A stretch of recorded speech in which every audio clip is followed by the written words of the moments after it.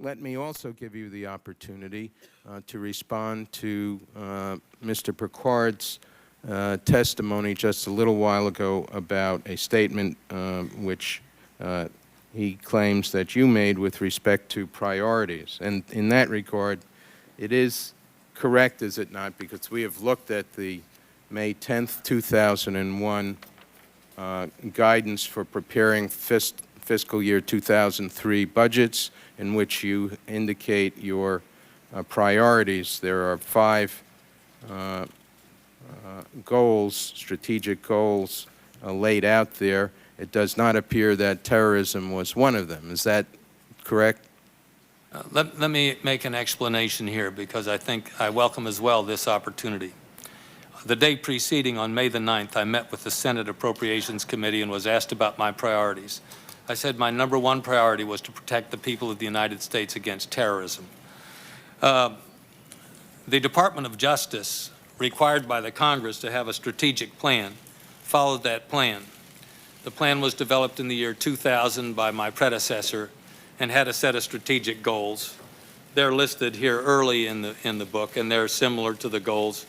They are, as a matter of fact, the goals which were used in large measure for the May 10th memorandum.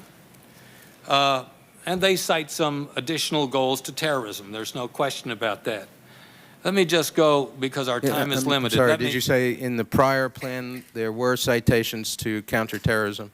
Well, there was no major goal of counterterrorism, but under, let's not sell Ms. Reno short, under the first objective. She's not short. Pardon? I can testify she's not short. Well, I won't make any personal comment. I'm short.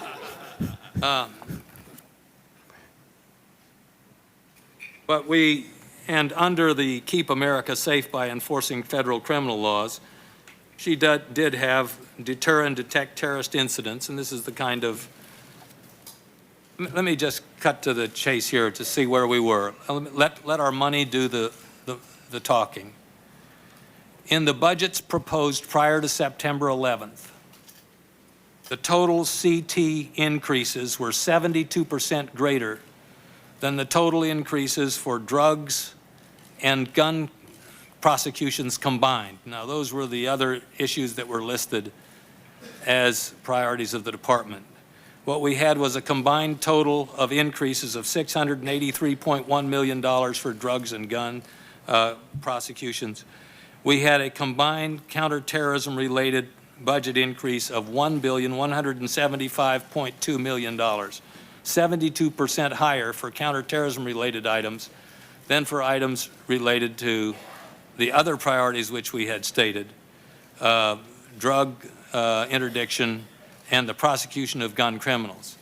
Now, I don't mean to discount those priorities. Thousands of people die on our streets as a result of gun crimes, and we're very grateful for our record there. But let the record be clear that when it comes to where the appropriation was, that we had a $1.175 billion increase for counterterrorism in those first 2 budgets, a $0.683 billion or $683 million increase on drugs and guns. Overall funding of intelligence agencies and associated personnel levels fell or remained roughly even in constant dollars from the end of the Cold War until September 11, 2001, hindering the community's response to the growing terrorist threat. The intelligence community budget fell or remained even in constant dollars throughout the 1990s. Many of the overall capabilities, such as communications and training, that are needed to support counterterrorism and other intelligence operations were cut as part of a money-saving effort. Some critics claimed that these cuts went too far.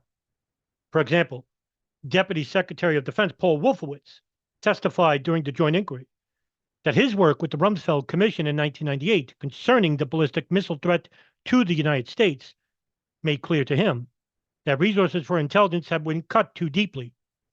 The Director of Central Intelligence, George Snedd, testified that the CIA regularly asked OMB for some money, but had little success. This led to a shortage of trained agents and other resources. Former FBI Director Louis Freeh testified that the FBI did not have sufficient resources to maintain the critical growth and priority of the FBI's counterterrorism program.